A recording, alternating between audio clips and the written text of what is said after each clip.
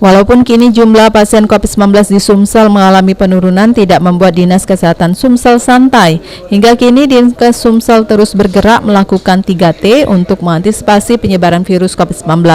Selain itu juga untuk mengantisipasi terjadi penumpukan pasien COVID-19 di Sumsel, setiap rumah sakit di kabupaten kota di Sumsel dilakukan penambahan tempat tidur.